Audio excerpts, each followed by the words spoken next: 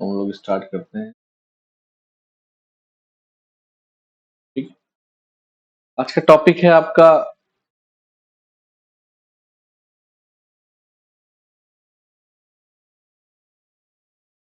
चलिए कोई बात नहीं। आपका टॉपिक है आज 1909 act public Morley Minto act. Morley Minto act भी बोला जाता है और इंडियन काउंसिल एक्ट 1909 भी बोला जाता है। इसको मॉरले मिंटो एक्ट भी बोला जाता है। मॉरले मिंटो क्यों बोला जाता है? मॉरले जो था इस समय प्रिंसिपल सेक्रेटरी ऑफ स्टेट था। मॉरले से गोपाल कृष्ण गोखले भी मिले जाके, अभी हम लोग देखेंगे। मिंटो इस टाइम पीरियड में वॉयस राय आप बोल सकते हैं, गवर्नर जनरल ऑफ इंडिया भी बोल सकते हैं, वो था। तो इसलिए इसको मॉरले मिंटो एक्ट भी बोला जाता है। ठीक है। इसके हम लोग बैकग्राउंड में देखेंगे कि क्या क्या इशू है ना। तो जैसा कि आपकी स्क्रीन पे दिख रहा होगा कि कर्जन, थोड़ा सा हम लोग पहुंचते हैं बैकग्राउंड में। आप लोगों को याद आ रहा होगा कि 18 लास्ट टर्म पे मैंने आपको बताया था कि 1885 में जो है इंडियन नेशनल कांग्रेस का फॉर्मेशन हो गया था। और स्टार्टिंग में जो है इंडियन नेशनल कांग्रेस को जो है as a safety wall use करने की कोशिश ब्रिटिशर्स ने की। और इस बात का आरोप भी जो है लाला लाजपत राय, हेमश चंद्र बनर्जी और बाल गंगाधर तिलक जैसे लोग लगाते भी हैं। लेकिन मैंने आपको बताया था कि स्टार्टिंग में सेफ्टी वॉल की तरीके से यूज करना चाह रहे थे। आप लोगों को पिछली क्लास याद आ रही होगी, नहीं याद आ रही होगी तो जाके एक बार फिर से वीडियो देखिएगा। तो कांग्रेस को वो अपने लिए यूज करना चाहते थे स्टार्टिंग में, है ना। और जो स्टार्टिंग के कांग्रेसी हुआ करते थे, आप मेनली इसको बोलिए कि 1885 से लेके 1905 तक के जो कांग्रेसी हुआ करते थे उसको हम लोग क्या बोलते थे? उदारवादी या मॉडरेट्स। याद आ रहा है आपको? सभी को याद आ रहा है? ठीक है। इनका कहना हुआ करता था कि गुड गवर्नेंस करनी है हमको, है ना। क्योंकि देखिए इंडिया मोनार्क से निकल के अगर मान लीजिए ब्रिटिश चले जाते हैं और आजाद हो जाता है, ठीक है ना, तो इंडिया मोनार्क के सिस्टम में दोबारा चला जाएगा। मैंने आपको लास्ट टाइम पे भी बताया था। तो ये चाहते थे कि मोनार्क से निकल के हम डेमोक्रेसी की ओर मूव करें, और डेमोक्रेसी की तरफ मूव करने से पहले जो डेमोक्रेटिक टूल्स होते हैं उनको डेवलप करें। दैट्स व्हाई इनकी जो अर्ली स्टेज की जो डिमांड थी वो ये कहती थी कि भैया जो रिप्रेजेंटेटिव गवर्नमेंट है या जो वायसराय की गवर्नमेंट है या जो प्रोविंसेस में गवर्नमेंट होती है, वहां पे जो है इंडियन का रिप्रेजेंटेशन होना चाहिए। और 1885 में हम लोगों ने देखा कि इन लोगों ने रिप्रेजेंटेशन की मांग की थी और इलेक्टेड रिप्रेजेंटेशन की मांग की थी। हालांकि 1892 के एक्ट में आपने देखा था कि इलेक्शन जैसा प्रोविजन कहीं डायरेक्टली लिखा नहीं था, हालांकि इनडायरेक्टली इलेक्शन उसमें चल रहा था। याद आ रहा है आपको? तो इंडियंस की वहां पे एक तरीके से रिप्रेजेंटेशन की बात चल रही थी। तो ये क्या है, ये इस रिप्रेजेंटेशन के थ्रू क्या है कि ये जो वॉयसराय की जो काउंसिल, एग्जीक्यूटिव काउंसिल है, वहां बैठ के डिबेट करना और काफी न्यूज़पेपर में चर्चा में आ जाना, तो ये सब चीजें चल रही थी। और इससे क्या हो रहा है कि धीरे धीरे डिमांड्स बढ़ती चली जाएंगी। धीरे धीरे क्या हो जाएगा, इंडिया में डेमोक्रेसी या डेमोक्रेटाइजेशन क्या होता है लोग वो जान जाएंगे।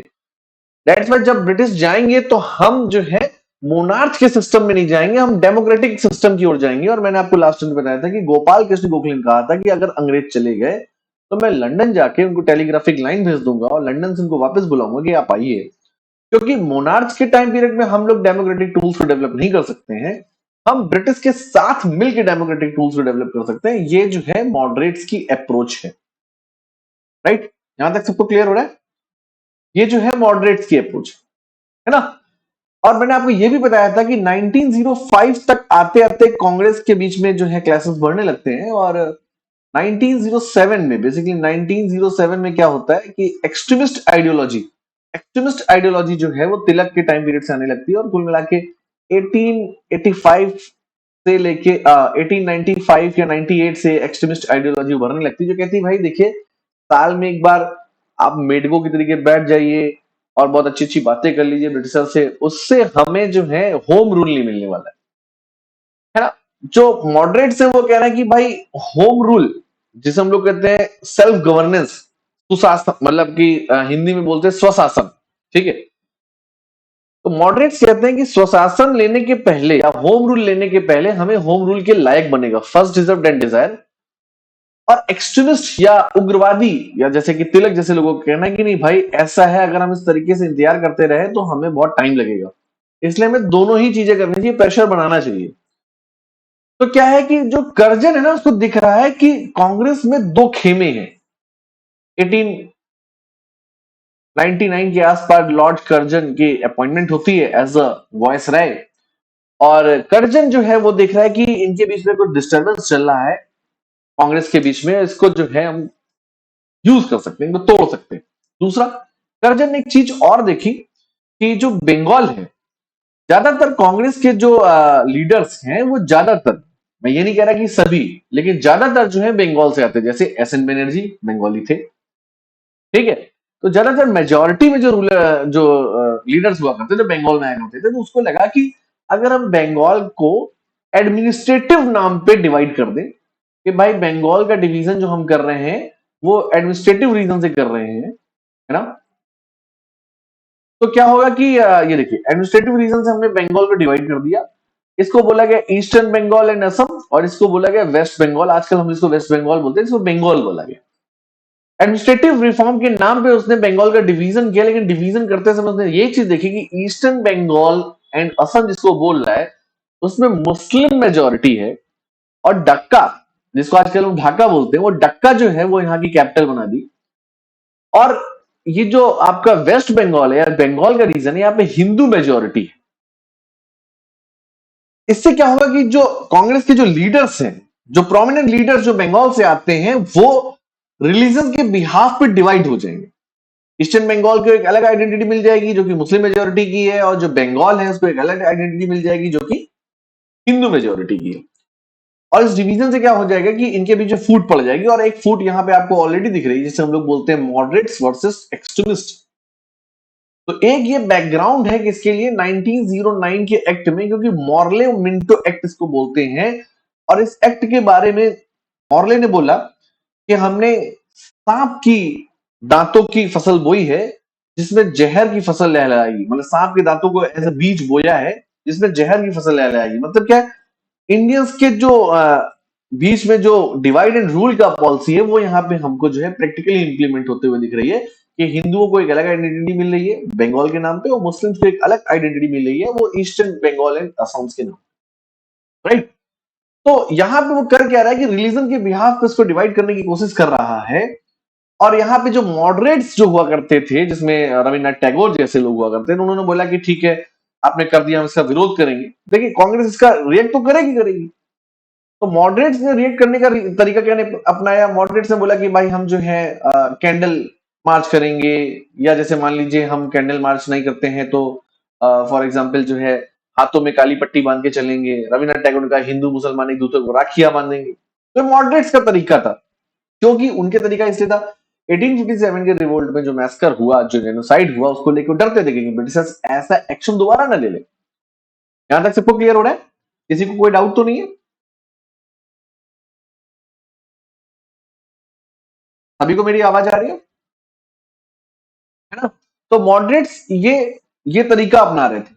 और एक्सट्रीमिस्ट बाल गंगाधर तिलक का कहना था नहीं भाई इससे काम नहीं चलेगा, ब्रिटिशर्स जो हैं हमारे ऊपर रूल करते हैं। और आपको अच्छे से याद होगा कि 1813 के चार्टर में बोला गया था कि कंपनी की ट्रेड मोनोपोली खत्म कर दी जाएगी।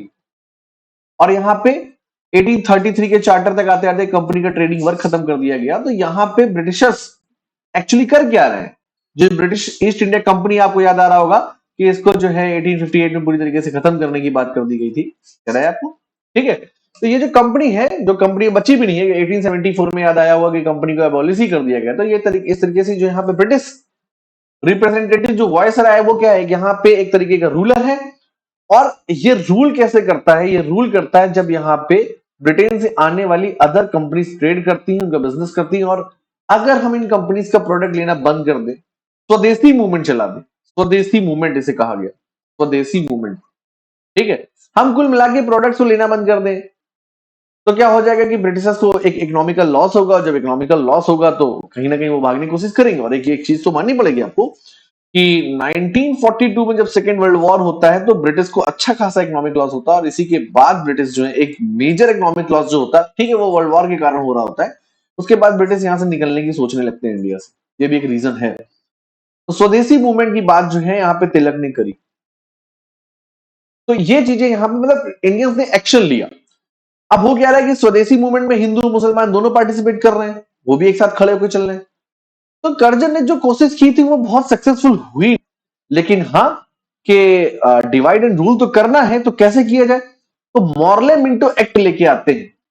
और इस मॉर्लेमेंटो एक्ट में क्या किया गया कि मुस्लिम्स के लिए, मॉमडन्स के लिए एक सेपरेट इलेक्टोरल सिस्टम का प्रोविजन किया गया कि भाई किसी भी एरिया में, अगर मान लीजिए ये एरिया है, यहाँ पे 1000 लोग हैं, इसमें मान लीजिए 500 मुस्लिम्स हैं, बाकी रेस्ट जो है अदर कम्युनिटीज के हैं, ठीक है, ये मुस्लिम्स हो गया और रेस्ट जो है अदर कम्युनिटीज के हो गए। तो यहाँ पे वोटर भी जो होगा वो मोमडन होगा और वोटर के साथ साथ जो इलेक्शन लड़ रहा होगा वो भी मोमडन होगा।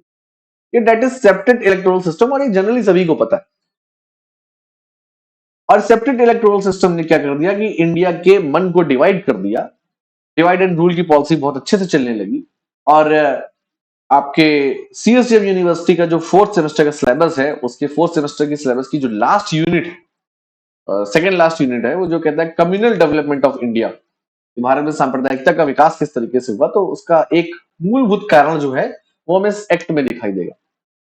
समझ आया कि बैकग्राउंड क्यों है, मतलब इसीलिए मैंने आपको बंगाल बताने की कोशिश की कि भाई कर्जन ने जिस मोटिव से इसको डिवाइड किया वो सक्सेसफुल नहीं हो रहा था स्वदेशी मूवमेंट के कारण, और एक मुस्लिम्स, प्रोग्रेसिव मुस्लिम्स का एक अहरार मूवमेंट चल रहा था, अहरार मूवमेंट।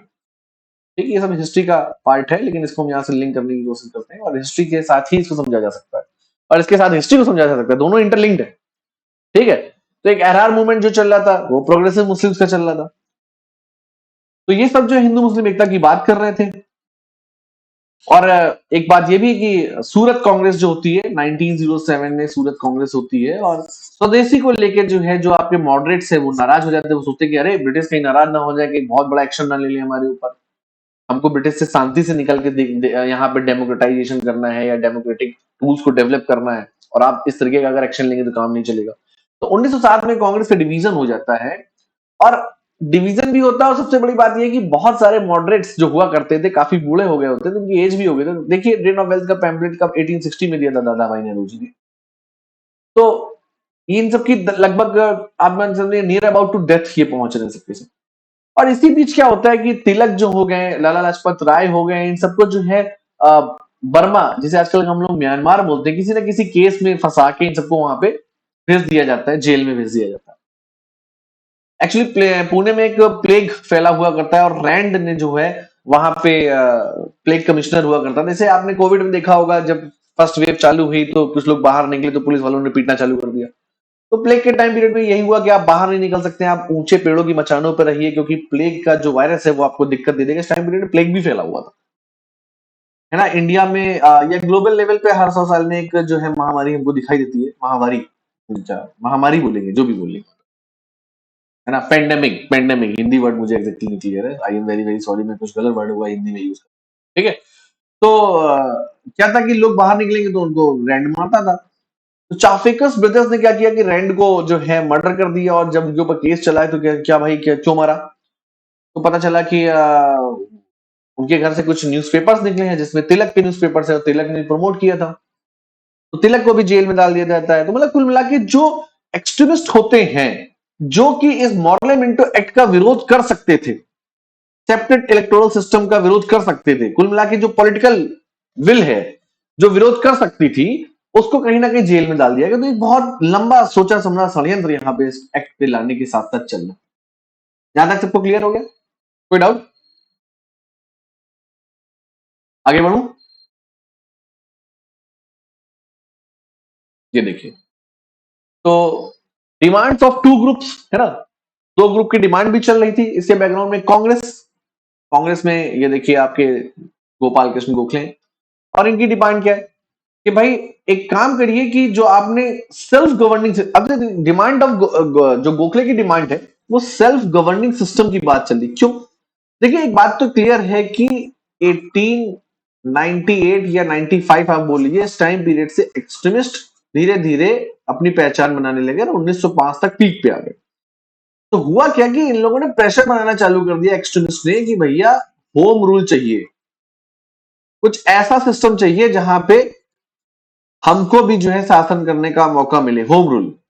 ठीक, तो इन्होंने क्या किया कि देखिए समझ, आप देखेंगे एक चीज देखेंगे कि भगत सिंह जब आएंगे, भगत सिंह की जब फांसी की सजा होगी, तो भगत सिंह की जब फांसी होती तो उसके पहले जो गांधीयन मूवमेंट जो चल रहा है, मॉडरेट्स, उसके बाद एक्सट्रीमिस्ट, एक्सट्रीमिस्ट के बाद आप देखेंगे गांधीयन मूवमेंट जो गांधी की विचारधारा से चल रहा है।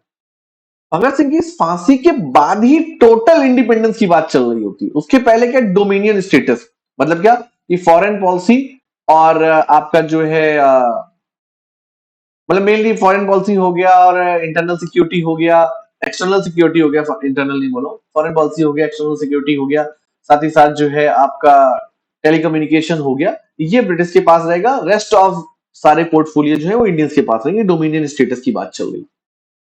लेकिन जैसे ही भगत सिंह की डेथ हो जाती है तो लॉन्ग रिवॉल्यूशन, टोटल इंडिपेंडेंस, पूर्ण स्वराज की बात चलने लगती है। तो भगत सिंह ने प्रेशर बनाया किसके ऊपर, गांधी जी वगैरह के ऊपर, और नेहरू ने भी टोटल इंडिपेंडेंस की डिमांड उठा दी। और इसी तरीके से होम रूल का जो एक कॉन्सेप्ट जो एक्सट्रीमिस्ट दे रहे हैं, वो प्रेशर बन रहा है किसके ऊपर, मॉडरेट्स के ऊपर बन रहा है। तो मॉडरेट्स भी होम रूल की बात करें, क्या लिखा, गोपाल कृष्ण गोखले जो है वो मॉडले से मिलने इंग्लैंड में जाते हैं और वो बोलते हैं कि सेल्फ गवर्निंग सिस्टम टाइप का हमें कुछ दीजिए, ठीक है, जिसे हम लोग होम रूल कह सकते हैं। जैसा कि आपने दिया है ऑस्ट्रेलिया में और कनाडा में, ये भी कॉलोनी है ब्रिटिश की। और यहाँ पे क्या है कि सेल्फ गवर्निंग सिस्टम क्या, कि जो यहाँ पे जो ब्रिटिश कॉलोनी में जो गवर्निंग सिस्टम चल रहा है, उसमें कुछ ऑस्ट्रेलियंस को आने की परमिशन दी गई। इसी तरीके से जो कनाडा है, वहां पे भी जो है कुछ कैनेडियंस को जो है जो वायसराय की जो काउंसिल होती है वहां पे आने की परमिशन दी गई। तो मतलब कुल मिला के जो रूल चल रहा है उसमें इंडियंस का भी पार्टिसिपेशन की डिमांड कर रहे हैं। तो ये अपने तरीके से करें, देखिए डेमोक्रेटिकली होम रूल की बात करें, सेल्फ गवर्निंग सिस्टम, क्लियर है चीज। तो गोपाल कृष्ण गोखले मॉरले से मिले थे। और उन अब होता क्या कि जब हम लोग बहुत छोटा ज्ञान रखते हैं तो हमें लगता है अरे Gopal Krishna Gokhale septate electoral system की बात मान ली, नहीं। गोपाल कृष्ण गोखले मॉरले के पास गए थे डिमांड करने के लिए कि भैया 1892 में हमने आपसे डिमांड की थी कि भैया हमें जो है इलेक्टोरल सिस्टम के थ्रू यहाँ पे अपॉइंटमेंट मिले, आपने वो दिया नहीं, ठीक है। आपने हमको जो है बजट पर डिस्कशन करने का राइट दिया नहीं। तो यहाँ पे वो डिमांड करनी है कि self governing system, that is home rule, ठीक, home, that is home rule इसलिए मैंने लिखा है ताकि आप इस चीज को समझें कि ये जो है कहीं ना कहीं जो है वो एक्सट्रीमिस्ट के प्रेशर में सेल्फ गवर्निंग सिस्टम मांगी गई, ठीक। तो 1909 के बैकग्राउंड के पहले दो ग्रुप्स की डिमांड है। पहला ग्रुप कांग्रेस है, वो डिमांड कर रहा है कुछ ऐसा कि हमें होम रूल जैसा दिखे या हमको जो है सिस्टम में कुछ अथॉरिटी मिले। तो आप देखिए कि वायसराय की जो लेजिस्लेटिव काउंसिल है वो 16 से बढ़ा के कर दी जाती है कितनी, 60। और साथ ही साथ जो वायसराय की जो एग्जीक्यूटिव काउंसिल है उसमें भी एक मेंबर की अपॉइंटमेंट होगी, वो भी आप लोग देखेंगे, लॉर्ड एसपी सिन्हा उनको बोला जाता है। और जो आपका प्रिंसिपल सेक्रेटरी ऑफ स्टेट बना था 1858 में, उसकी जो इंडिया काउंसिल हुआ करती थी, आपको याद आ रहा होगा, जिसमें 15 मेंबर हुआ करते थे, उसमें भी 2 इंडियंस की अपॉइंटमेंट हो जाती है। तो ये जो डिमांड है वो देखिए यहाँ पे आपको फुलफिल होते हुए दिखाई देगी। और सेपरेट इलेक्टोरल सिस्टम की डिमांड देखिए यहाँ पे कौन उठाता है, ये देखिए आगा खान साहब है, ठीक है। मुस्लिम लीग का इस समय फॉर्मेशन हो गया होता है, ठीक है। और ये आगा खान साहब हैं, ठीक है, मुस्लिम लीग के फाउंडर मेंबर हैं। और इन्होंने जो है शिमला डिपुटेशन इसको बोला जाता है, यहाँ आगा खान इसको लीड कर रहे थे, लॉर्ड मिंटो से मिले जाके 1906 में। और इन्होंने बोला कि भाई हमको सेपरेट इलेक्टोरल सिस्टम चाहिए, क्योंकि इसके पहले 1906 में लगभग मान के चलिए कि सितंबर अक्टूबर तक जो है मुस्लिम लीग की स्थापना हो जाती है, ठीक है। और हिस्ट्री में हम लोग जाके देखेंगे कि आखिर मुस्लिम लीग की स्थापना क्यों होती है, क्या प्रेशर होता है। प्रेशर बस ये कि चलिए मैं थोड़ा सा आपको बता देता हूँ कि एहरार मूवमेंट जो था, वो एहरार मूवमेंट जो था वो प्रोग्रेसिव मुस्लिम्स का था, ठीक है। और मुस्लिम लीग जो है वो ज्यादातर कट्टरपंथी जो विचारधारा के लोग हुआ करते थे उनका हुआ करता था। आप कहेंगे सर क्या बोल रहे हैं, ना ऑनलाइन बोल रहे हैं, क्या बोल रहे हैं, जरा समझिए क्या। कि देखिए आपको अच्छे से याद आ रहा होगा कि जो आपने सदर कोर्ट्स देखा करते थे 1772 से लेके, है ना, इंडियंस के लिए, इन सदर कोर्ट्स में आपको अच्छे से याद होगा कि जो क्रिमिनल हुआ करता था उसमें कौन हुआ करते थे, मुफ्ती, मौलवी, काजी। और जो सिविल हुआ करता था उसमें भी मुफ्ती, मौलवी, काजी for Mohammedans and pandits for Hindus या नॉन मुस्लिम्स। याद आ रहा है आपको, सभी को याद आ रहा है। बेसिकली क्या था, ये प्रीस्ट क्लास हुआ करती थी। अगर आप देखते मुफ्ती, मौलवी, काजी को देखते तो इन्हीं को शरीयत की नॉलेज है। और अगर हम यहाँ पे पंडित को देखते तो इन्हीं को जो है रूल्स की नॉलेज है। तो ये एक प्रीस्ट क्लास हुआ करती थी। और ब्रिटिश सिस्टम में जब आपका बैंटिंग आता है तो कास्ट क्रीड के बिहाफ में डिस्क्रिमिनेशन को खत्म करता है, ठीक है, योग्यता के सिद्धांत को लेके आता है, आईसीएस के एग्जाम को लेके आता है। तो भाई जो ब्रिटिश ने रिफॉर्म कर दिया, उस रिफॉर्म से किसकी रोटी छिन गई, इस प्रीस्ट क्लास की। क्लियर है चीज। और ऐसे में अगर जब ब्रिटिश चले जाते हैं, समझिएगा मेरी बात को, अगर ब्रिटिश चले जाते हैं तो क्या आ जाएगा, डेमोक्रेसी आ जाएगा। और जब डेमोक्रेसी आ जाएगा तो किसी भी तरीके से मोनार्ची आने की पॉसिबिलिटी रहेगी नहीं, और जब मोनार्ची आने की पॉसिबिलिटी नहीं रहेगी तो ये जो प्रीस्ट क्लास है जिसको स्पेशल राइट्स मिला रखा था, मुफ्ती मौलवी काजी और पंडित, इनको वो अपॉर्चुनिटी नहीं मिलेगी, कभी नहीं मिलेगी। तो क्या ये कभी चाहेंगे कि ऐसा हो? राइट। तो यहां पे जो एहरार मूवमेंट चल रहा है, जो प्रोग्रेसिव मुस्लिम से चल रहा है, वो डेमोक्रेसी की बात कर रहा है। ऐसे में ब्रिटिशर्स ने क्या किया, आप ब्रिटिशर्स इनको यूज करने जा रहे हैं।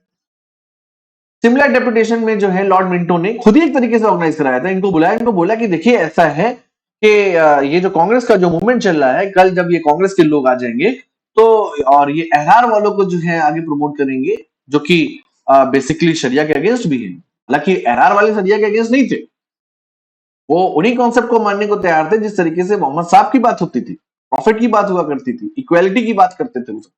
ठीक है।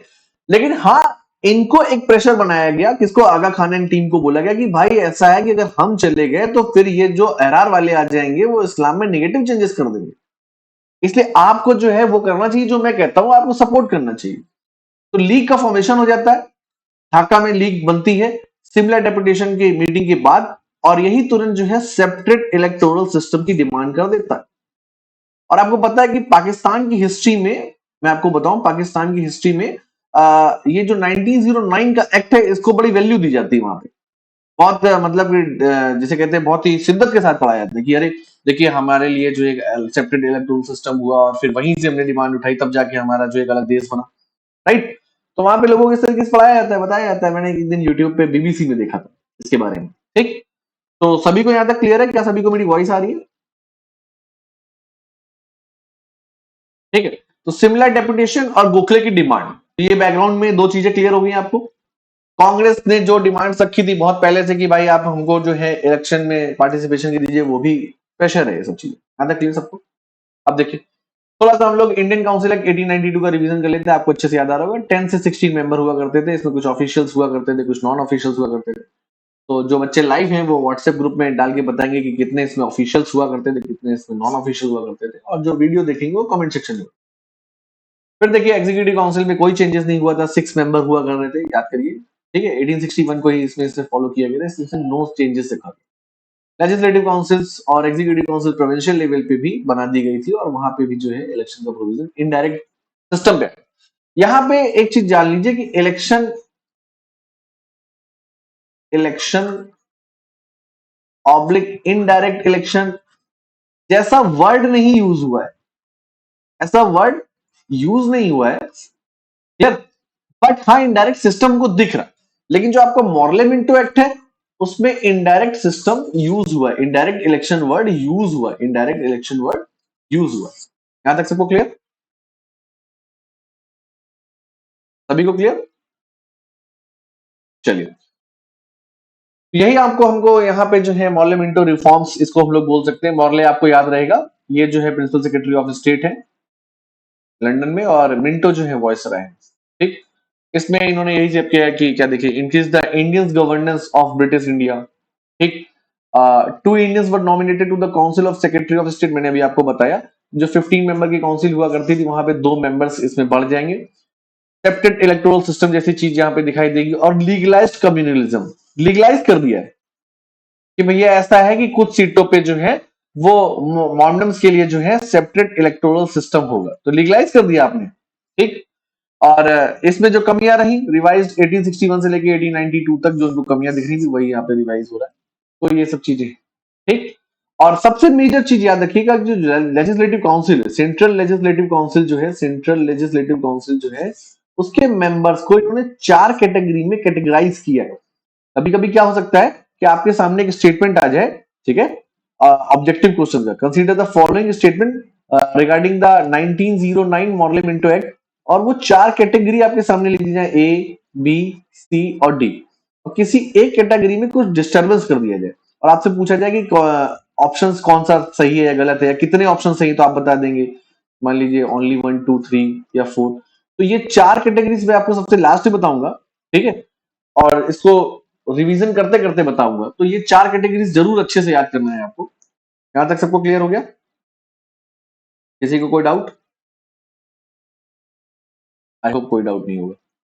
चलिए, तो देखिए ये जो है आपका 1907 का इंडिया है, और यहाँ पे हमको कई सारे जो है प्रोविंसेस दिख रहे हैं। ठीक है, ये देखिए, ये आपका जो है यूनाइटेड प्रोविंसेस हो जाएगा।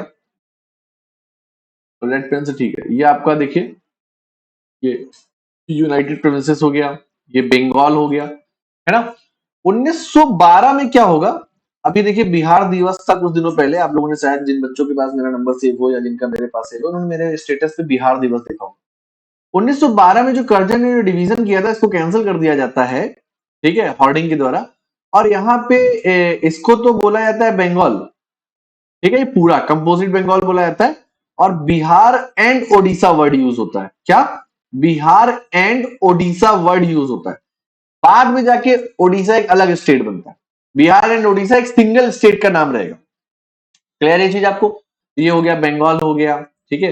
यहाँ पे देखिए आपको मद्रास प्रेसिडेंसी दिख रही है, ठीक है।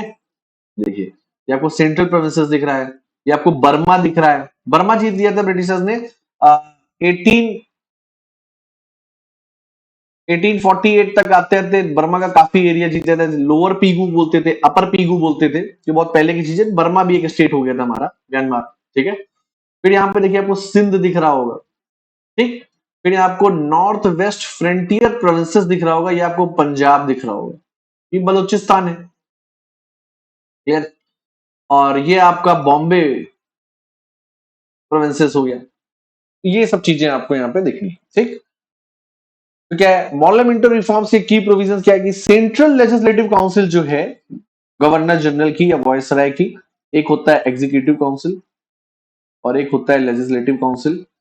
सेंट्रल लेजिस्लेटिव काउंसिल में मेंबर 60 से बढ़ा के 60 कर दिए गए। क्लियर है चीज? इसी तरीके से जो बंगाल है, ये आपका बंगाल रहा, ये देखिए बंगाल, फिर ये आपका मद्रास रहा, ठीक है, फिर ये आपका बॉम्बे रहा, और यूनाइटेड प्रोविंसेस जिसको हम लोग, जहां हम लोग बैठे हैं, जैसे हम लोग यूपी बोलते हैं, ठीक है, उत्तर प्रदेश यूनाइटेड प्रोविंसेस का ही सक्सेसर है उत्तर प्रदेश, ठीक है। यहाँ पे 50 मेंबर्स हो जाएंगे लेजिस्लेटिव काउंसिल में, ठीक। और आप लोगों को याद होगा कि लास्ट टाइम प्रोविजन था कि मैक्सिमम 20, हालांकि कुछ स्टेट्स में 20 थे, कुछ स्टेट्स में 8, 9, 10 थे, तो वो आप लोग जो है कमेंट सेक्शन में डालेंगे या व्हाट्सएप ग्रुप में डालेंगे, उसको रिवीजन करते रहिए, ठीक है। तो बंगाल, मद्रास, बॉम्बे, यूनाइटेड प्रोविंसेस में कितने हो गए? 50 हो गया। अब देखिए पंजाब, बर्मा और असम, ये रहा असम। असम एक स्टेट अलग से बन गया था, ठीक है। यहां पे कितने मेंबर हो जाएंगे? 30 मेंबर्स हो जाएंगे लेजिस्लेटिव काउंसिल में। ये आपके लिए डेटा है, ठीक है। अब इसमें कैसे कैसे ये 30 मेंबर चूज किए जाएंगे, कैसे क्या होगा, क्या प्रोसेस रहेगा, वो अभी मैं सब आपको आगे बताता हूं, ठीक है। यहां तक सबको क्लियर? कोई डाउट? सभी को मेरी वॉइस आ रही है? ओके, बोलते रहा करिए प्लीज, है ना, ठीक। तो इससे क्या किया? वही इनलार्ज कर दिया है किसका? गवर्नमेंट, जो आपका सेंट्रल लेजिस्लेटिव काउंसिल है, उसको मैंने देखिए यहाँ पे 60+9 वर्ड यूज किया है। 60 तो है वो लेजिस्लेटिव काउंसिल्स के मेंबर हैं, ठीक। और 9 मेंबर्स में जो एक मेंबर देखिए कौन होगा? गवर्नर जनरल खुद। देखिए क्या है, ये सेंट्रल पार्लियामेंट इसको एक तरीके से बोल सकते हैं, ठीक है, क्लियर। तो ये देखिए कि एक गवर्नर जनरल हो जाएगा, इस 9 में से एक गवर्नर जनरल हो जाएगा। 6 member of his executive council, इसकी एग्जीक्यूटिव काउंसिल में अभी भी 6 मेंबर हैं, ठीक है। Commander in chief of Kings army एक ये हो जाएगा, ठीक। तो 6+2 कितने हो गए? 8 हो गया। और एक मेंबर जो है जिस प्रोविंसेस में गवर्नर जनरल अपनी काउंसिल की मीटिंग करेगा, जनरली बंगाल में ही मीटिंग किया करता था, तो बंगाल का जो गवर्नर हुआ करता था वो यहाँ पे और हो जाए, ठीक है। तो ये कितना हो गया? 6+1+1 इक्वल टू कितना हो गया? 9। इसलिए यहाँ पे 60+9 मैंने लिखा हुआ। किसी को कोई doubt? The total strength of the Central Legislative Council was fixed at 60+9। ठीक, ये मैंने 60+9 वर्ड यूज किया, इसीलिए आप लोग इसको ऐसे ही करेंगे तो ज्यादा याद रहेगा, ताकि आप जो है, अगर कहीं आंसर ऑप्शन में आपको 69 मिले तो भी आप टिक कर दीजिए, अगर कहीं आंसर ऑप्शन में 60 मिले तो भी आप टिक, ठीक। और दोनों नहीं मिलेंगे, बहुत ही रेयर होगा कि आपको 69 मिले, ठीक है। यहां तक किसी को कोई डाउट? चलिए अब देखते हैं कि क्या स्ट्रक्चर क्या है, ये 69 कैसे स्ट्रक्चर में होगा। देखिए तो 6 एग्जीक्यूटिव काउंसिल के मेंबर है, 9 एग्जीक्यूटिव काउंसिल के मेंबर है, ये तो सबको क्लियर ही हो चुका है, जिसमें गवर्नर जनरल है और आपका commander in chief of Kings army है, 6 एग्जीक्यूटिव काउंसिल के मेंबर है, वही सब ये लोग, और 60 आपके लेजिस्लेटिव काउंसिल के मेंबर हो जाएंगे। ठीक, इन 60 मेंबर्स में इन्होंने क्या किया कि 27 को बोल दिया कि भाई आप इलेक्शन के थ्रू आएंगे, और 33 को जो है गवर्नर जनरल नॉमिनेट करेगा। ठीक, और इन 33 जो मेंबर नॉमिनेट होंगे उसमें 28 ऑफिशियल मेंबर्स होंगे और 5 मेंबर नॉन ऑफिशियल होंगे। यहां तक सबको क्लियर हो रहा है? 60, ठीक है। पहला आपका क्या था 1892 में, कितना था याद करिए, 1892 में आपका 16 10 से लेके 16 हुआ करता था, उसको बढ़ा के 60 कर दिया गया, 60 कर दिया गया। और इस 60 में उन्होंने बोल दिया कि 27 हम इलेक्टेड कर देंगे। क्यों? क्योंकि कांग्रेस कंटिन्यूअसली डिमांड कर रही थी, है ना। गोखले जो अभी जाके बोले थे जाके भैया कुछ होम रूल जैसा कुछ दे दीजिए, सेल्फ गवर्निंग जैसा कुछ दे दीजिए, तो 27 उन्होंने बोल दिया इलेक्टेड हो जाएंगे, और 33 हम नॉमिनेटेड करेंगे। और 33 में जो है 28 ऑफिशियल्स रखेंगे और 5 नॉन ऑफिशियल्स रखेंगे। देखिए ऑफिशियल्स मेंबर का मतलब क्या है, साफ साफ बोला गया है कि देखिए क्या लिखा है, फॉर एग्जांपल मिलिट्री के ऑफिसर्स हो जाएंगे, कुछ सिविल सर्वेंट हो जाएंगे, किसके, ब्रिटिश के। देखिए होता क्या है, फॉर एग्जांपल ऐसे समझने की कोशिश करते हैं, जैसे कि मान लीजिए कि ये प्रेसिडेंट है और प्रेसिडेंट के साथ साथ पीएम, है ना, और पीएम, इसको प्रेसिडेंट को आप वायसराय समझ सकते हैं, ठीक है, या आप इसको सेक्रेटरी ऑफ स्टेट समझ सकते हैं, ठीक, और पीएम को जो है आप वायसराय समझ सकते हैं। पीएम के साथ उसकी एक कैबिनेट होती है ना, 5 मेंबर की कैबिनेट होती है, किचन कैबिनेट। तो ये किचन कैबिनेट जो है वही 6 मेंबर वाली किचन कैबिनेट हो गई यहाँ पे।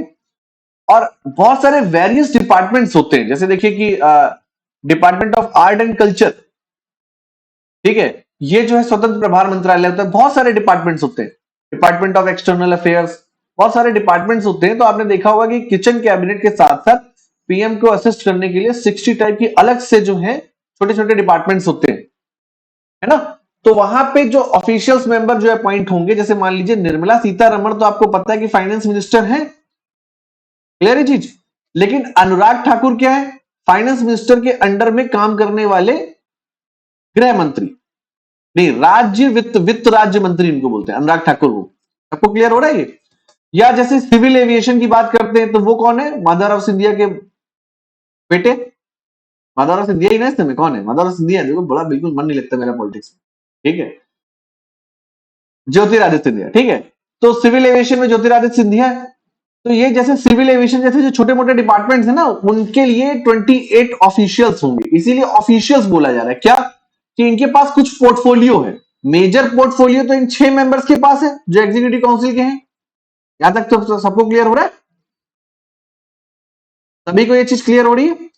ऑफिशियल मेंबर्स को कुछ ना कुछ पोर्टफोलियो मिलेगा, और चाहे वो ऑफिशियल मेंबर आपका 1861 का हो, 3 ऑफिशियल्स, याद आया, 3 नॉन ऑफिशियल्स, चाहे वो आपका 1892 का हो, ठीक, कई सारे ऑफिशियल्स कई सारे नॉन ऑफिशियल्स, ठीक।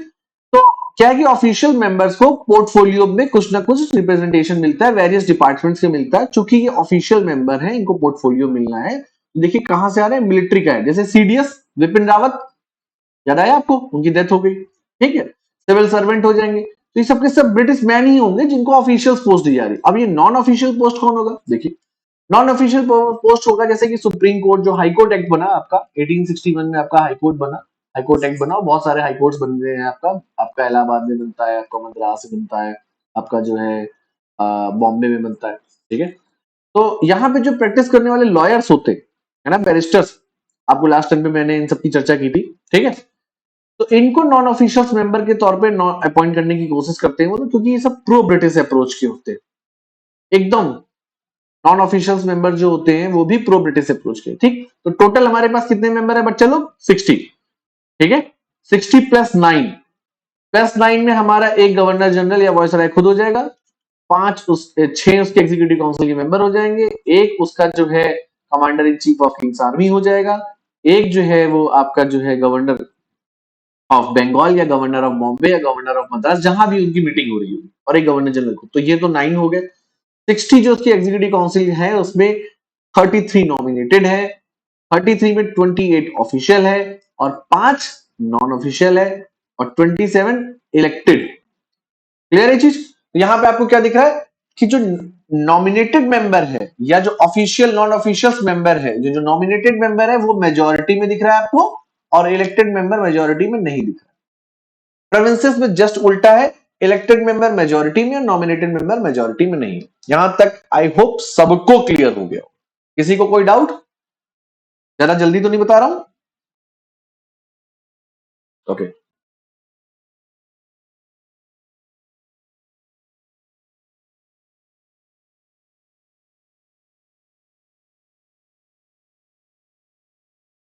समझ नहीं आ रहा है सबको? आराम आराम से इस वीडियो को 2-3 बार देखिएगा, पचाने की कोशिश करिएगा। एक बार आपने अगर इसको डाइजेस्ट कर लिया तो फिर आप कहीं फंस गए। ठीक, चलिए ये देखिए, है ना? तो ऑफिशियल मेंबर कितने हैं आपके?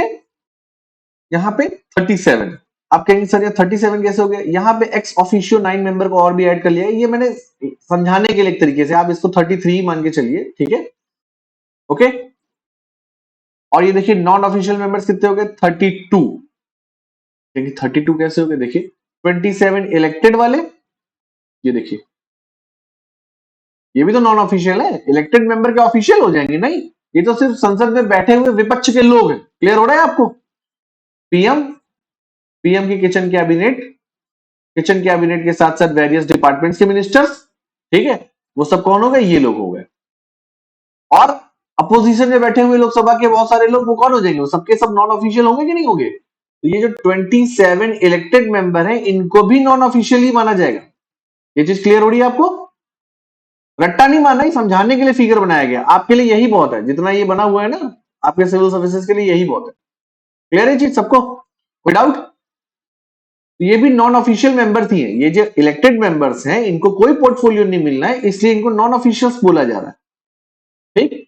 और नॉमिनेटेड मेंबर्स जो हैं, उनको भी कोई पोर्टफोलियो नहीं मिलना है। ये देखिए नॉन ऑफिशियल्स मेंबर, नॉमिनेटेड 5, तो 27 प्लस 5 कितना हो गया? 32। क्लियर है चीज? है ना? और ये जो नॉमिनेटेड ऑफिशियल, हाँ पूछिए।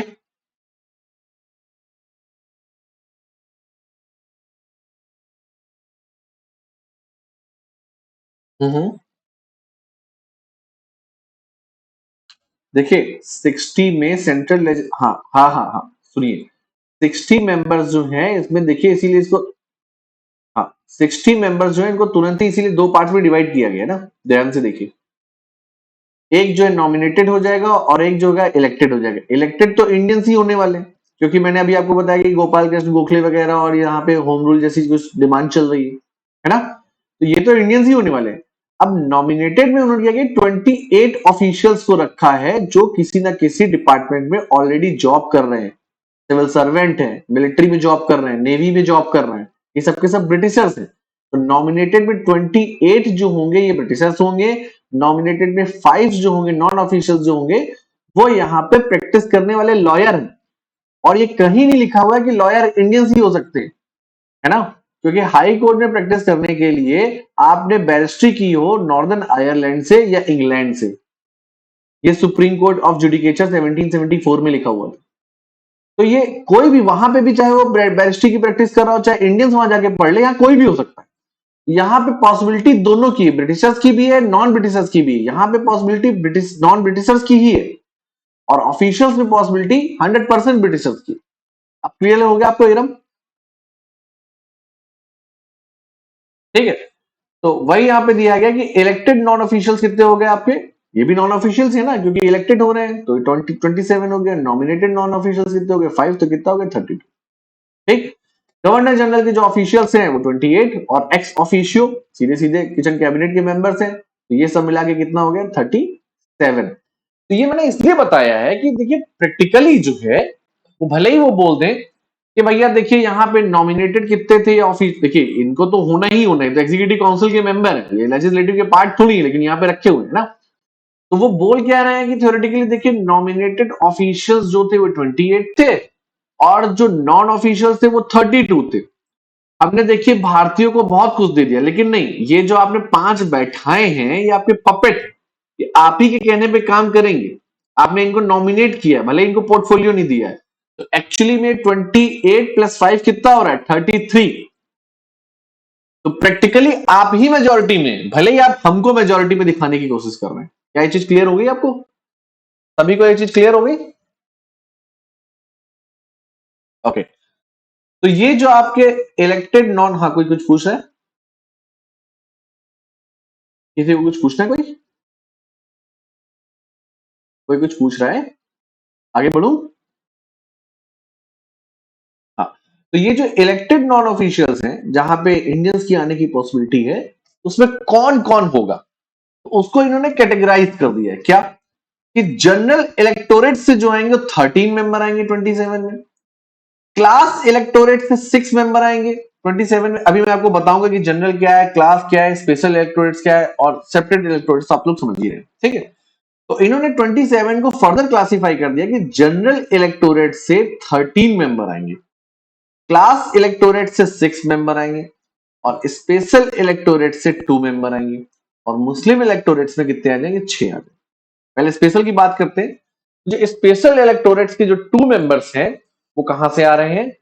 बॉम्बे और बंगाल के chamber of commerce, chamber of commerce के जो लोग होंगे, वो यहाँ पे सेंट्रल लेजिस्लेटिव काउंसिल में सीधे अपने रिप्रेजेंटेटिव, एक बॉम्बे से आएगा, एक बंगाल से आएगा, तो स्पेशल इलेक्टोरेट से आगे। क्या ये चीज क्लियर होगी आपको? चैम्बर ऑफ कॉमर्स में आपको लास्ट टाइम भी बता चुका हूं, ठीक है। तो स्पेशल इलेक्टोरेट्स के 2 मेंबर, एक बंगाल से एक बॉम्बे से। कहां से? Chamber of commerce of Bengal and chamber of commerce of Bombay. हालांकि chamber of commerce of Bengal word नहीं यूज होता है, chamber of commerce of Calcutta word use होता है। हो सकता है आपको कभी किसी ऑब्जेक्टिव क्वेश्चन में chambers of commerce of Calcutta लिखा हो। ये सबको क्लियर हो गया? स्पेशल इलेक्टोरेट्स के 2 मेंबर कहां से आएंगे? यहां से आएंगे, ठीक। मुस्लिम इलेक्टोरेट्स के 6 मेंबर कहां से आएंगे? ये अलग अलग प्रोविंशियल काउंसिल से आएंगे, जहां पे मुस्लिम्स ही वोट दे सकते होंगे, मुस्लिम ही इलेक्टोरेट इलेक्शन लड़ सकता हो। ये चीज क्लियर होगी आपको? अभी मैं इसको आगे फर्दर और ज्यादा डिस्क्राइब करूंगा, बिल्कुल घबराने की जरूरत नहीं। 6 क्लास इलेक्टोरेट्स। अभी क्लास इलेक्टोरेट्स क्या है? जो क्लास इलेक्टोरेट्स है, जो लैंडलॉर्ड्स वगैरह होते हैं ना अलग अलग स्टेट में, जैसे आपका बंगाल हो गया, बॉम्बे हो गया, वहां पे लैंडलॉर्ड्स होते हैं। तो लैंडलॉर्ड्स के रिप्रेजेंटेटिव भी यहां पे आएंगे, 6 टोटल। ये चीज क्लियर होगी आपको? और ये जनरल इलेक्टोरेट्स आएंगे 13।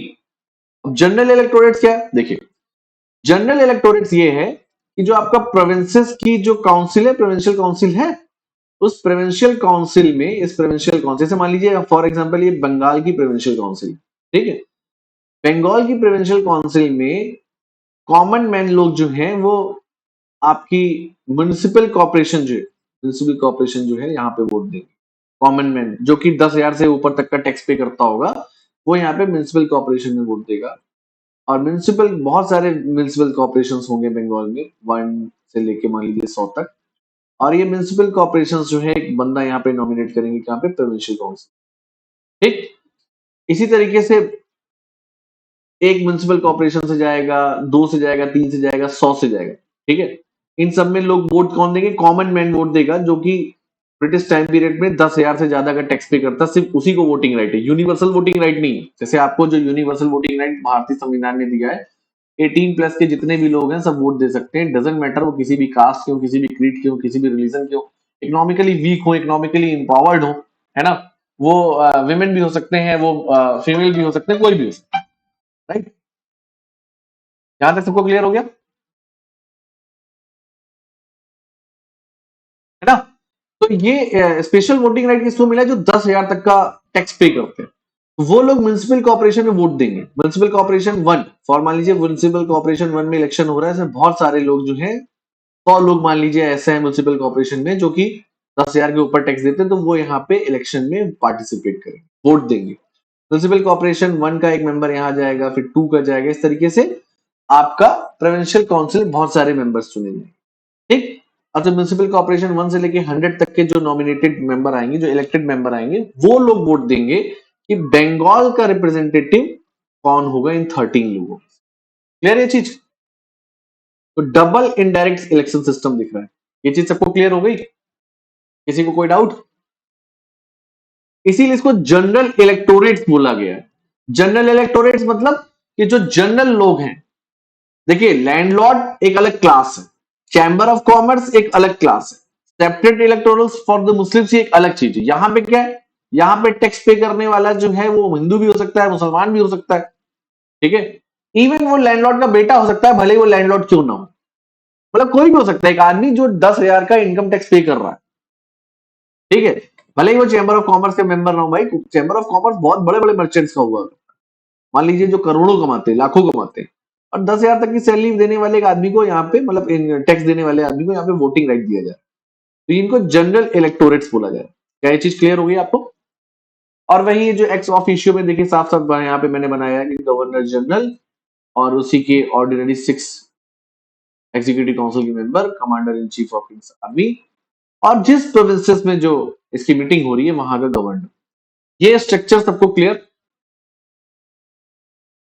किसी को कोई डाउट इस स्ट्रक्चर में? कोई डाउट हो तो बताइए, वरना फिर आगे बढ़े। कोई डाउट किसी को?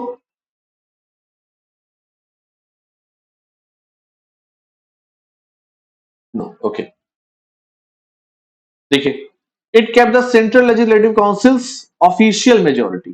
सेंट्रल लेजिस्लेटिव काउंसिल में आपको ऑफिशियल्स की मेजोरिटी दिखेगी, यहां दिख रही है, दिख रहा है ना, 28 मेजोरिटी में है। देखिए, ऑफिशियल्स 28 है, नॉन ऑफिशियल्स में अगर आप देखते हैं तो इलेक्टेड जो है वो 7 है, और जो नॉन ऑफिशियल्स में जो नॉमिनेटेड है वो भी 5 है। तो ऑफिशियल्स ही आपको यहाँ पे मेजोरिटी में दिख रहा है मेजोरिटी में,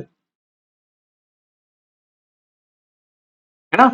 ये जो ऑफिशियल्स 28 है यही मेजोरिटी में, चाहे इलेक्टेड नॉन ऑफिशियल्स हो चाहे नॉमिनेटेड नॉन ऑफिशियल्स हो, ये दोनों के दोनों जो है क्या है, 28 से कम है, दिख रहा है ना। क्या ये स्टेटमेंट क्लियर हो गया आपको? It cap the central legislative councils official majority. अभी बच्चों के क्लियर, अनुभव आपको क्लियर हो गया है चीज? ओके, देखिए यहीं पे यहाँ पे लिखा हुआ है जनरल इलेक्टोरल सिस्टम के बारे में लिखा हुआ है कि बंगाल, मद्रास, बॉम्बे, यूनाइटेड प्रोविंसेस से कितने, अब देखिए यहाँ पे वही चीज आ रही है, कितने कितने जनरल से जो चुन के आ रहे हैं वो कितने कितने, है ना।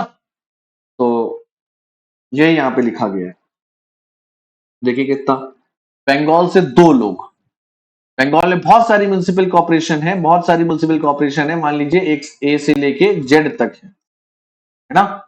और म्युनिसिपल कॉर्पोरेशन में हम लोगों ने नीचे से कॉमन मैन ने वोट दिया और ए से लेके जेड तक के मेंबर्स को चूज किया, और ए से लेके जेड तक के मेंबर्स इन 2 लोगों को चूज करके भेजेंगे कहा, सेंट्रल लेजिस्लेटिव काउंसिल में। बंगाल से कितने, 2 लोग, मद्रास से कितने, मद्रास से भी सिमिलरली 2 लोग, बॉम्बे से भी सिमिलरली 2 लोग। क्लियर है यहां तक सबको? किसी को कोई डाउट है? ठीक है। पंजाब से कितना, 1, ठीक। बर्मा से कितना, 1। सेंट्रल प्रोविंस से कितना, 1। और यूनाइटेड प्रोविंस से कितना, 2। असम से कितना, 1। बिहार से कितना, 1। अब जरा काउंट करिए, 2 + 2 + 2 + 2 कितना हो गया, 8। और ये कितना हो गया, 9, 10, 11, 12, एक कहीं मिसिंग है, 13 होने चाहिए। हाँ, पंजाब से, पंजाब का मैं गिनना भूल गया, 13 हो गए। और यही देखिए आपका कितने मेंबर थे यहाँ पे, 13 थे जनरल इलेक्टोरेट से, दिख रहा है सबको? ओके, चलिए फिर क्या कह रहा है, क्लास इलेक्टोरेट्स। क्लास इलेक्टोरेट्स में वही लैंडलॉर्ड्स वगैरह कॉन्स्टिट्यूएंसी की, बंगाल के, Bombay, Madras, United provinces, central provinces, Bihar, Orissa, सबसे एक एक। और देखिए क्लास इलेक्टोरेट से कितने मेंबर लिखे गए हैं, 6। और यहाँ पे देखिए कितना का आ गया, एक बंगाल से आ रहा है, एक उड़ीसा से आ रहा है, एक बिहार से आ रहा है, एक यूनाइटेड प्रोविंसेस से, एक सेंट्रल प्रोविंसेस से, एक मद्रास से और एक बॉम्बे से। 1 2 3 4 5 6। बिहार उड़ीसा एक ही चीज है, सॉरी, बिहार उड़ीसा एक ही वर्ड है, मैं अभी आपको बता रहा था, ठीक है ना। अभी मैंने आपको थोड़ी देर पहले बताया था बिहार उड़ीसा एक ही वर्ड है। ओके, किसी कोई डाउट?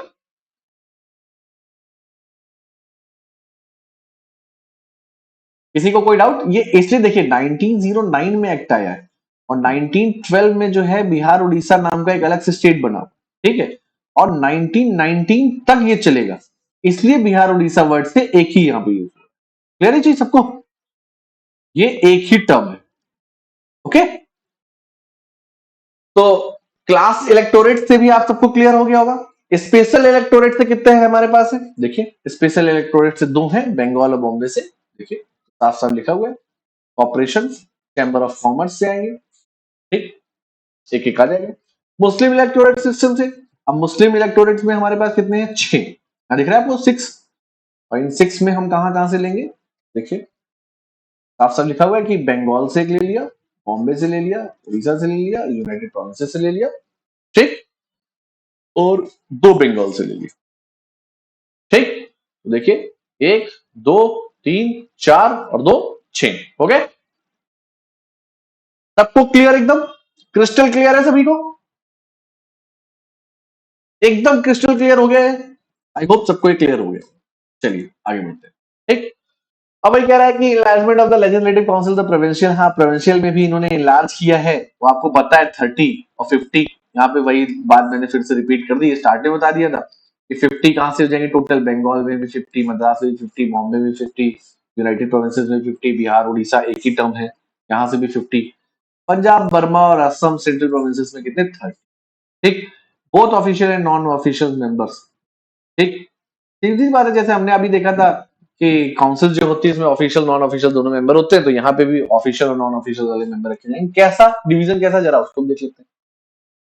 हम क्या करते हैं कि फॉर एग्जांपल देखिए बहुत सारे स्टेट्स हैं, हम सबको नहीं ले सकते, और ये आपके एग्जाम के लिए बहुत इंपॉर्टेंट भी नहीं है, समझिएगा, लेकिन अंडरस्टैंडिंग बहुत जरूरी है, तो इसलिए मैंने क्या किया, यहाँ पे बंगाल का एग्जाम्पल ले लिया।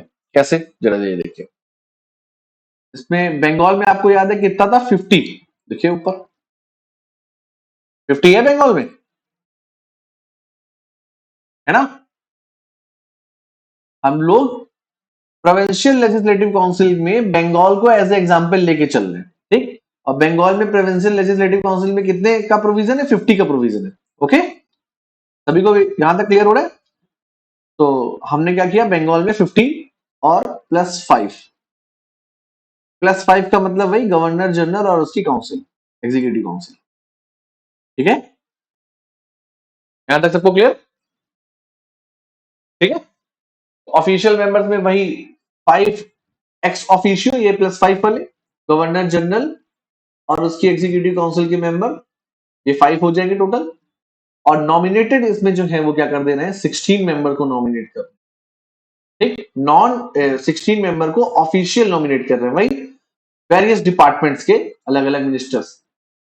ठीक है, या आप कह सकते हैं वेरियस डिपार्टमेंट से अलग अलग ऑफिसर्स, ऑफिशियल्स, जैसे अभी आपने सेंट्रल में देखा। क्लियर हो गया ये चीज आपको? सभी बच्चों की ये चीज क्लियर हो रही है? और नॉन ऑफिशियल्स की बात करते हैं। नॉन ऑफिशियल्स में हमारे पास कितना है? 50 का प्रोविजन, मतलब 50 में से 60 लेस कर दीजिए, है ना? 50 में से 60 लेस कर देंगे, कितना बचेगा? 34 बचेगा, है ना? तो अब वो 34 को हम लोग यहाँ पे, ये 34 रहा, 34 को हम लोग देखते हैं, इसमें क्या हो जाएगा? 4 नॉमिनेटेड नॉन ऑफिशियल्स और 28 इलेक्टेड नॉन ऑफिशियल्स, वही जैसे हमारे यहाँ सेंट्रल में इलेक्टेड हुआ था, और 2 एक्सपर्ट मेंबर। ठीक है, यहां तक सबको क्लियर हो रहा है? जरा एक्सपर्ट मेंबर को भी अभी हम लोग देख लेते हैं क्या लिखा है। इंडियन काउंसिल एक्ट 1999 में क्या प्रोविजन किया गया? अपॉइंटमेंट ऑफ 1 और 2 expert member of their respective council. ठीक है, when legislation relating the some expert advice was consideration. क्या? कि देखिए ऐसा है कि आप लेजिस्लेटर का वर्क क्या है? लेजिस्लेचर का वर्क क्या है? रूल बनाना, लॉ बनाना, है ना? एक अलग बात है कि यहाँ पे इनकी चलती इन्हीं लोगों की है, ये एक अलग बात है। लेकिन चूंकि हम लोग डेमोक्रेटिकली समझने की कोशिश कर रहे हैं, डेमोक्रेटाइजेशन समझने की कोशिश कर रहे हैं, तो हम क्या बता रहे हैं कि भाई एक यहाँ पे एक्सपर्ट मेंबर को भी रखा गया कि ठीक है चलिए 2 एक्सपर्ट मेंबर जो है लेजिस्लेटिव काउंसिल में, गवर्नर नॉमिनेट करेगा, कहाँ का? बंगाल। लॉ एक्सपर्ट हो गया, इकोनॉमिक एक्सपर्ट हो गया, एडमिनिस्ट्रेटिव एक्सपर्ट हो गया, म्युनिसिपल एक्सपर्ट हो गया। ठीक है, या जैसे कि इकोनॉमिस्ट होते हैं, आपको पता है कि निर्मला सीतारमण के हस्बैंड जो है बहुत बड़े इकोनॉमिस्ट है, उन्होंने सीधे सीधे बोला है कि इलेक्टोरल बॉन्ड जो है वो काफी बड़ा स्कैम हो सकता है। जस्ट अपोजिट जा रहे हैं दोनों लोग। ठीक, तो ये एक्सपर्ट मेंबर जो है इस तरीके के यहाँ पे नॉमिनेट हो। क्लियर है चीज सभी को? और नॉमिनेटेड नॉन ऑफिशियल यहाँ पे कितने हो जाएंगे? 4 हो जाएंगे। ये आपको रट्टा नहीं मारना प्लीज, मैं सभी से कहूंगा इसको रट्टा नहीं मारना, मैं समझाने के लिए बता रहा हूं। आपको सिर्फ सेंट्रल वाले पे फोकस करना है, प्रोविंशियल पे बहुत फोकस नहीं करना है, लेकिन आपको प्रोसेस पता होना चाहिए कि क्या हो रहा है ना? क्योंकि देखिए आपको ये पता, अभी आपने जस्ट डबल इलेक्टोरल देखा क्या? यहाँ पे जो नॉन इलेक्टेड ऑफिशियल्स मेंबर होंगे कहां से आएंगे? ये ऐसे आएंगे जो म्युनिसिपल कॉर्पोरेशन होंगे बंगाल के, वेरियस ए से लेके जेड तक, है ना? और इसमें क्या होगा? टैक्स पेयर जो 10,000 रुपए तक का टैक्स देता है वो यहाँ पे वोट देगा, और वो म्युनिसिपल कॉर्पोरेशन ए से लेके जेड तक के म्युनिसिपल कॉर्पोरेशन के लोगों को इलेक्ट करेगा। वो 28 यहाँ पे होंगे, और फिर ये 28 मिलके क्या करेंगे? बंगाल का रिप्रेजेंटेटिव जो 2 मैंने अभी आपको ऊपर बताया था, ये लोग डिसाइड करेंगे। कहाँ का? सेंट्रल लेजिस्लेटिव का। ये चीज क्लियर हो रही है आपको? इसलिए ये दिखाने की कोशिश की गई, ठीक है? मतलब इसमें सिर्फ 28 ही नहीं, मतलब इसमें सभी होंगे, एक्सपर्ट भी होंगे, नॉन ऑफिशियल होंगे, ये सब लोग मिलके, क्योंकि लेजिस्लेचर के लोग हैं, और इवन यहाँ पे ये जो नॉमिनेटेड ऑफिशियल्स होंगे सब के सब, मतलब कुल मिला के 50 लोग डिसाइड करेंगे कि बंगाल की तरफ से 2 लोग कौन जाएगा, उसमें 28 यहां से चुन के आएंगे म्युनिसिपल कॉर्पोरेशन। ये चीज क्लियर होगी आपको?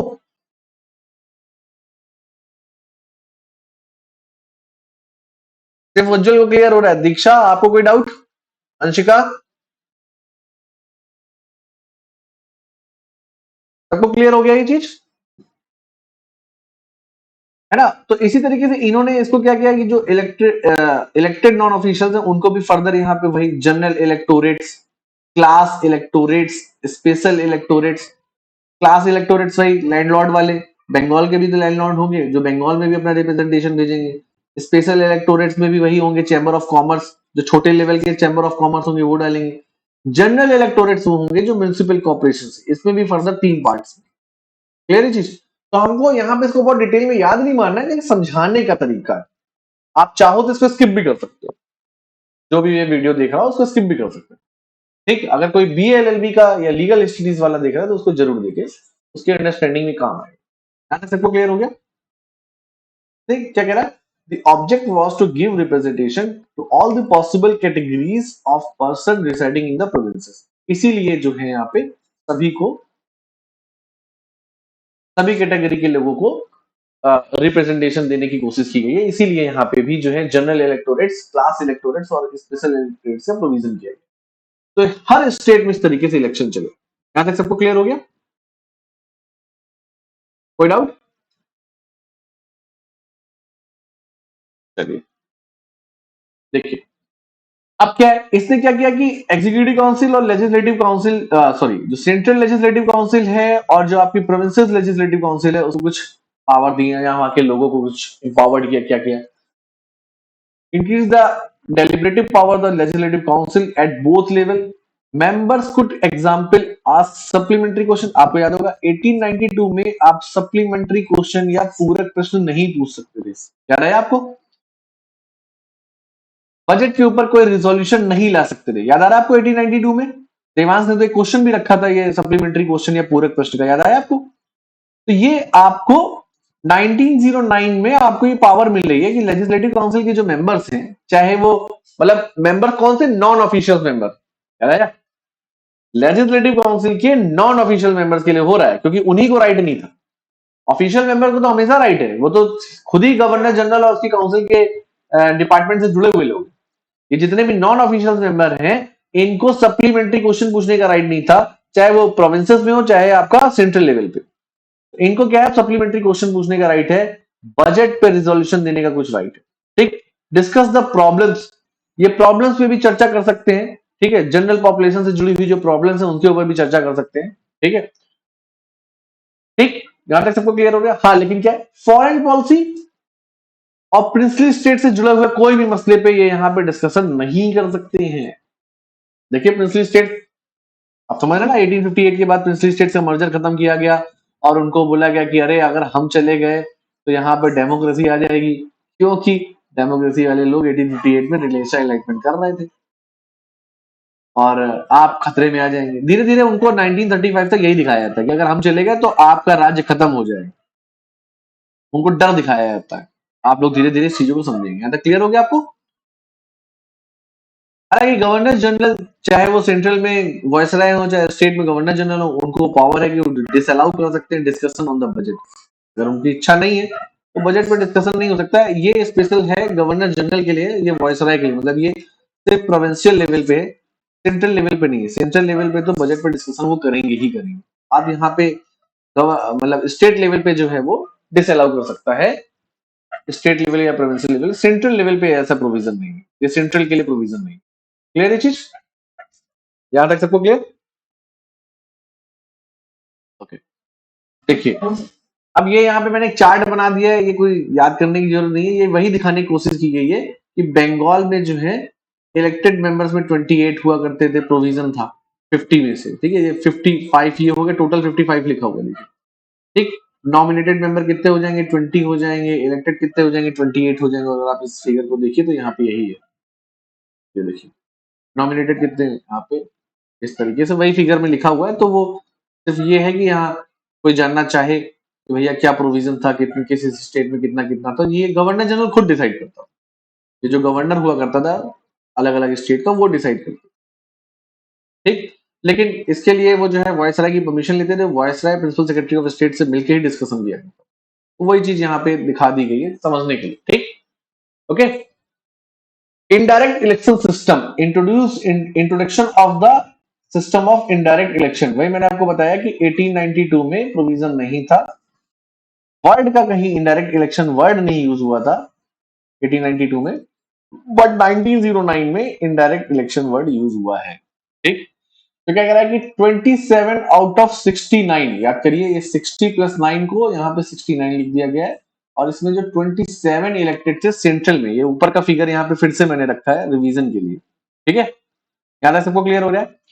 27 out of 69 members of the Central Legislative Council were elected from different electorates. Similarly, the provincial councils were also to have fixed number of the elected members as was determined by the regulation. वही चीज है कैसे जो मैंने अभी आपको पहले explain किया था, यहाँ पे फिर से नीचे एक्सप्लेन कर देता हूँ, इसको पढ़ लीजिएगा आप लोग। देखिए क्या लिखा हुआ है, ये देखिए टैक्स पेयर्स, यहाँ पे देखिए क्वालिफिकेशंस ऑफ द वोटर लिखा हुआ है। Women's were completely board from the voting. Women's vote नहीं दे सकती थी, भले ही वो 10,000 का टैक्स पे कर रही है। हालांकि 10,000 का टैक्स पे करने वाली कोई भी विमेन जो है 1909 में भारत में नहीं हुआ करती, ठीक। दुनिया में सबसे पहले विमेन्स को वोटिंग राइट देने वाला देश हुआ करता है तुर्की, जिसको आप लोग टर्की आजकल बोलते हैं। 1919 में उसने ये जो है फर्स्ट वर्ल्ड वॉर होता है, तो आपका आपका ईस्टर्न रोमन एम्पायर का सक्सेसर स्टेट हुआ करता था ऑटोमन तुर्क एम्पायर, उसका डिसइंटीग्रेशन होता है। इजिप्ट, सीरिया जैसे बहुत सारे देश आते हैं, जॉर्डन जैसे देश आते हैं, और उसी का एक पार्ट होता है टर्की। तो टर्की ने 1999 में सबसे पहले विमेंस को वोटिंग राइट दिया। यहाँ पे भी ब्रिटिशर्स ने विमेंस को वोटिंग राइट नहीं दिया, ठीक। Only the landlords with the specified income और मिनिमम लैंड रेवेन्यू पे ऑफ ₹10,000 एंड मोर, ठीक। भाई 10,000 रुपए से ज्यादा जो लोग लैंडलॉर्ड्स हैं या लोग जो हैं जो टैक्स पे कर रहे हैं, वो लोग वोट दे सकते हैं। और क्या लिखा है, दोज विद हाई टाइल्स और द ऑनरी ऑफिस पर कन्फर्ड वोटिंग राइट। मतलब जैसे किसी को सर का टाइटल मिल गया, जैसे सर रविन्द्रनाथ टैगोर, ठीक है, या जैसे किसी को जो है ब्रिटिश ने कुछ उपाधि दे दी, कुछ टाइटल दे दिया, उनको कुछ हाई पोस्ट में रख दिया, यही लोग इंडियंस, मतलब वही इंडियंस की बात हो रही है यहाँ पे, प्लीज वो ये ना सोचे कि ब्रिटिश को ब्रिटिश ने दिया।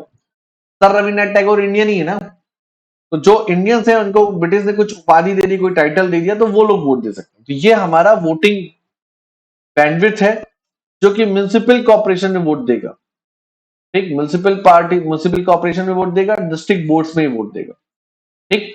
और डिस्ट्रिक्ट बोर्ड्स और म्युनिसिपल पार्टीज में, जैसे मैंने आपको बताया था बंगाल में फॉर एग्जांपल ए से लेके जेड तक लोग जो है म्युनिसिपल पार्टीज और जो है डिस्ट्रिक्ट बोर्ड्स में वोट देंगे, और यही लोग जो है क्या करेंगे, इलेक्टोरल बॉन्ड में आ जाएंगे। इलेक्टोरल बॉन्ड मेरे मुंह से बार बार निकल रहा है, इलेक्टोरल बैंड में आ जाएंगे, इसके लिए प्रोविंशियल लेवल पे। अब ये लोग वोट देंगे यहाँ पे।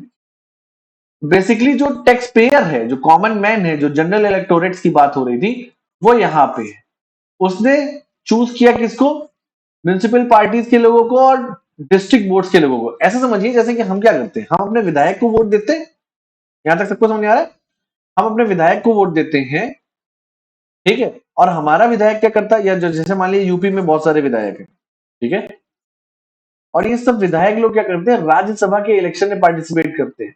तो बेसिकली हमने दिया विधायक को वोट और इस विधायक ने राज्यसभा के इलेक्शन में पार्टिसिपेट किया, तो ये क्या हुआ कि इनडायरेक्ट इलेक्शन हो गया।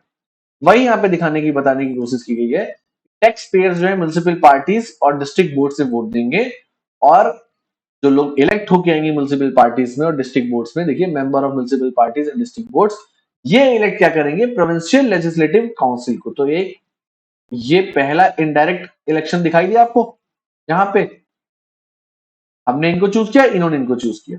अब ये जो प्रोविंशियल लेजिस्लेटिव काउंसिल का होगा, जैसे बंगाल से 2 लोगों का प्रोविजन था, इन्होंने क्या किया, सेंट्रल लेजिस्लेटिव काउंसिल में 2 लोगों को, बंगाल, इसको हम बंगाल मान के चलते हैं, ठीक है, इन्होंने क्या किया कि सेंट्रल लेवल पे चूज करके भेज दिया बंगाल से 2 लोगों को। यहाँ पे आपको इनडायरेक्ट इलेक्टोरल सिस्टम फिर से दिखाई दिया, तो 2 बार इनडायरेक्ट इलेक्टोरल सिस्टम दिख रहा है, तो वही चीज यहाँ पे लिखी हुई है कि डबल इनडायरेक्ट इलेक्टोरल सिस्टम, ठीक, election of the supreme legislative council was by a double indirect method and the people had no direct contact with these members.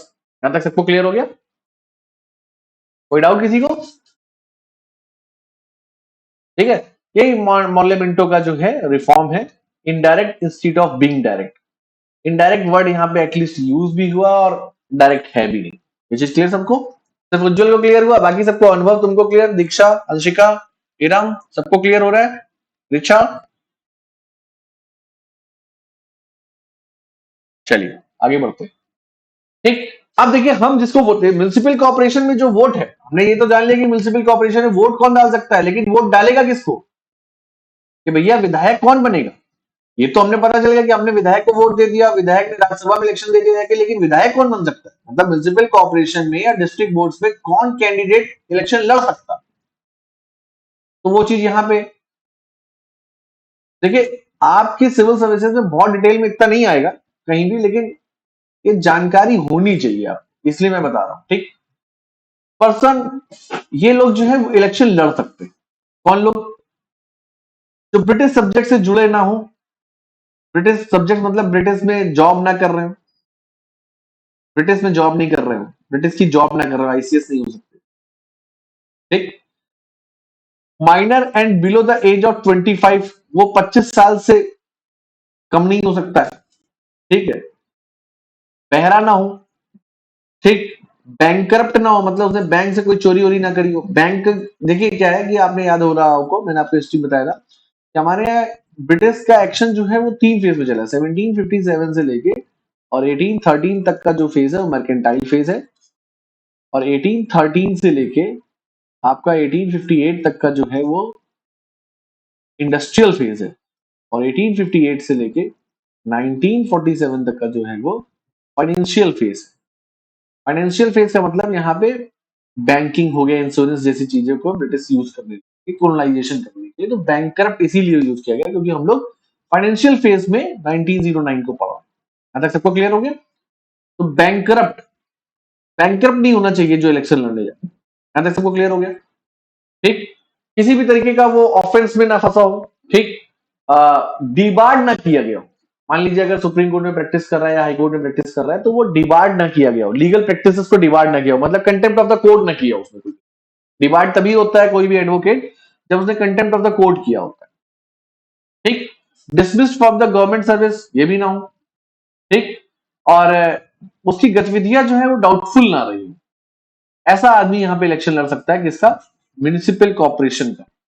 इनमें से जो भी रिक्वायरमेंट है, मतलब जो उसकी डिस्क्वालिफिकेशन या क्वालिफिकेशन है, वो उसको फुलफिल करते हुए म्युनिसिपल कॉर्पोरेशन 1 में इलेक्शन लड़ेगा, और यहाँ पे जो है टैक्स पेयर जो है वो वोट देगा, और फिर ये म्युनिसिपल कॉर्पोरेशन का आदमी वोट देगा कहाँ पे, प्रोविंशियल लेवल में, प्रोविंशियल लेवल का आदमी कहाँ वोट देगा, आपका लेजिस्लेटिव, सेंट्रल लेजिस्लेटिव काउंसिल। क्या यहाँ तक सबको क्लियर?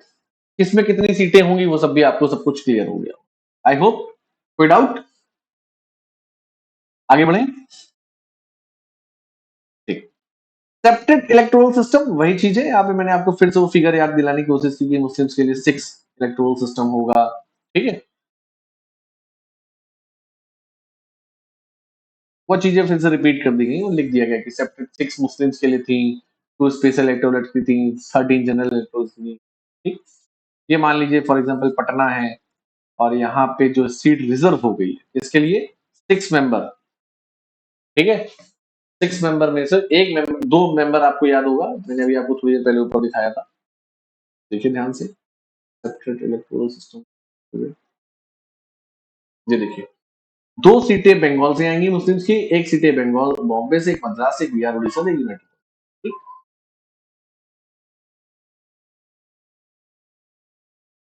तो पटना से 1 सीट मान लेते हैं और 1 सीट मान लेते हैं कलकत्ता से।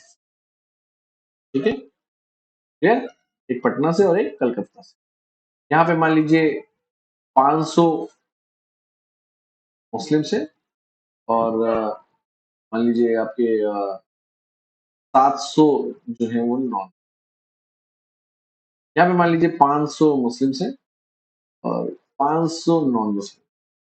और मान लीजिए बिहार एंड उड़ीसा में ऐसी सिचुएशन है कि 200 मुस्लिम से, सॉरी 700 मुस्लिम से और 200 नॉन मुस्लिम। ठीक, इस सेपरेट इलेक्टोरल सिस्टम के लिए वो बोल रहा है कि हमने सांप के दांत बोए हैं, जहर की फसल ले लाएगी। तो ये आपको लेगेसी आज भी दिख रही है। देखिए अगर यहाँ पे मान लीजिए 500 नॉन मुस्लिम मुस्लिम से और 700 नॉन मुस्लिम से, ये आज भी चलता है।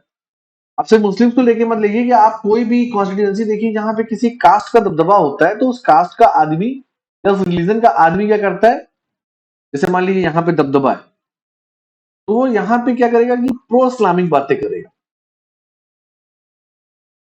उसको कुछ नहीं करना, उसको कुछ डेवलपमेंट की बात नहीं करनी, प्रो इस्लामिक बातें करनी है। या मान लीजिए आज के सिनेरियो में देख लीजिए कि मान लीजिए कोई ऐसी विधानसभा है जहां पे कोई एरिया जो है वो ब्राह्मण बहुल है, फॉर एग्जाम्पल ये ब्राह्मण बहुल एरिया हो, उसको कुछ नहीं करना है, सिर्फ ब्राह्मणिक बातें करनी है। मैंने सबको क्लियर हो रहा है? उसी तरीके से देखिए यहाँ पे देखिए 500 दोनों है, हालांकि वोटर भी मुस्लिम है, वोट देने वाला भी मुस्लिम है, लेकिन यहाँ पे वो हो सकता है कि कुछ न्यूट्रल बातें करे, डेवलपमेंट की बातें करे। ठीक, लेकिन जहां पे देखिए अब यहाँ पे देखिए यहाँ पे वो माइनॉरिटी में और ये लोग जो है नॉन मुस्लिम मेजोरिटी में, है ना, क्योंकि वोट उसको सिर्फ इन्हीं लोगों से लेना है, उसको इनसे मतलब नहीं। तो यहाँ पे वो क्या दिखाएगा कि अरे यार हमारे ऊपर ये लोग जो है प्रेशर बनाते हैं, आप हमको चूज करिए और हम आपको सिक्योरिटी देंगे इनसे। और यहाँ पे क्या है, यहाँ पे प्रो, यहाँ पे मतलब कुल मिला के डर। क्लियर है चीज? फोबिया और मेनिया ये चलता है, आज भी चलता है।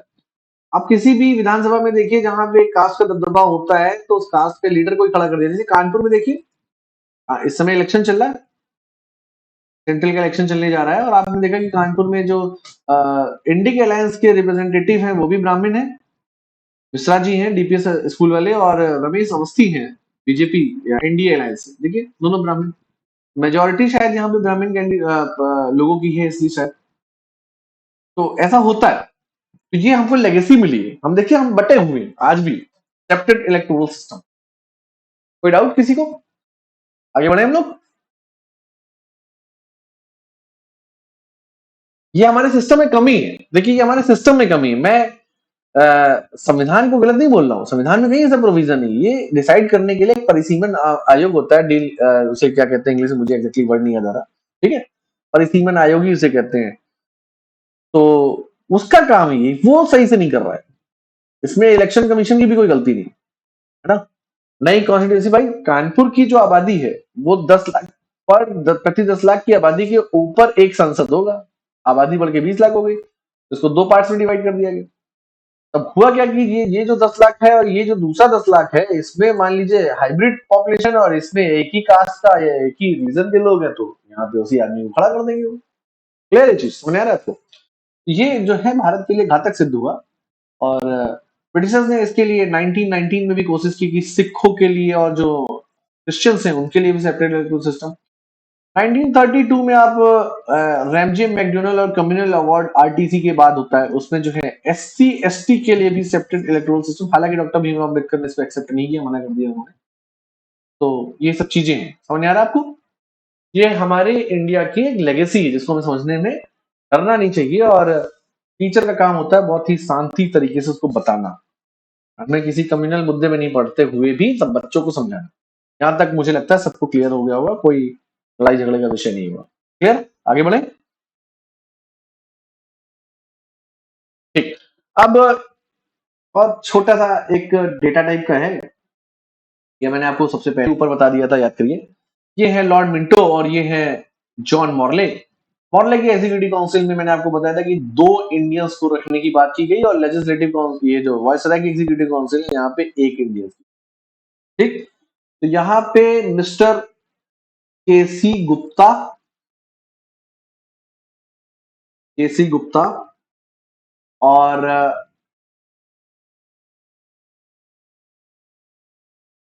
मिस्टर सैयद हुसैन बिलग्रामी, नाम याद रखिएगा, कभी कभी यूपीपीसीएस इस टाइप के क्वेश्चन पूछ जाते हैं। इसी को इंडिया काउंसिल भी बोलते हैं और इसी को इंडिया हाउस भी बोलते हैं। याद आ रहा है आपको? 15 मेंबर की काउंसिल हुआ करती है, तो दो मेंबर्स जो है केसी गुप्ता और सैयद हुसैन बिलग्रामी अपॉइंट होते हैं। ठीक है। और ये दोनों ही सिविल सर्वेंट हुआ करते हैं, आईसीएस की जॉब में थे इंडिया में, केसी गुप्ता और सैयद हुसैन बिलग्रामी। ठीक है। सेक्रेटरी ऑफ स्टेट की रिकमेंडेशन में एग्जीक्यूटिव काउंसिल में जो एक मेंबर आने वाला है, इंडियन मेंबर आने वाले हैं, उनका नाम क्या है? Satyendra Sinha.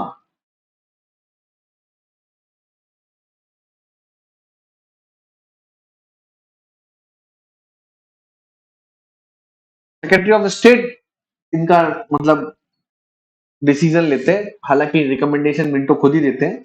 Foreigner secretary of state है वो, इसका जो डिसीजन लेते हैं सत्येंद्र सिन्हा का। सत्येंद्र सिन्हा जो है वो लॉ मेंबर है, लॉ एक्सपर्ट है एक तरीके से। इनके पास लीगल एक्सपीरियंस है, बैरिस्ट्री का, जैसे ये इनके पास आईसीएस की जॉब का एक्सपीरियंस है।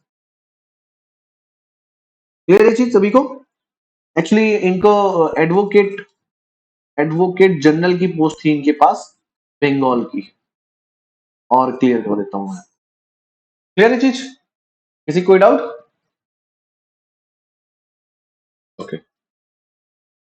तो वही है, इंडियन काउंसिल एक्ट को फिर से समराइज करते हैं कि इसने क्या किया, 20th सेंचुरी के भारत की एक नई नींव खड़ी कर दी। सबसे बड़ी बात है, 20वीं शताब्दी की सबसे बड़ी त्रासदी क्या? Electoral septate electoral system. ठीक। इंडियन काउंसिल एक्ट ही है इसके लिए त्रासदी है। मेन ऑब्जेक्टिव क्या है? पॉलिटिकल रिफॉर्म कर दिए क्या, कि भाई इसने जो है एक्सटेंशन ऑफ लेजिस्लेटिव काउंसिल किया, ये गोखले की जो डिमांड थी। और ये देखिए सेप्टेड इलेक्टोरल सिस्टम, जो मुस्लिम लीग की demand. Separated electoral system for Muslims, communal representation of other groups, non-official majority in provincial council, increase the Indian representation। कहाँ पे? आपका एग्जीक्यूटिव काउंसिल में भी, और आपका इंडियन काउंसिल जो कि लंदन में है, वहां पे भी रिप्रेजेंटेशन बढ़ा दिया। ठीक। आगे बढ़े। ये देखिए मैम, अब देखो, मैंने आपको सबसे पहले बताया था कि इसमें हम 4 कैटेगरी में मेंबर्स को डिवाइड करते हैं, और मैंने आपको बोला था स्टार्टिंग में ही। याद आ रहा है सबको?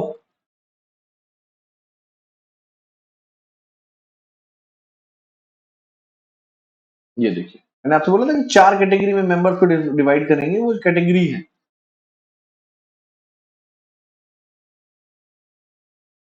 ठीक।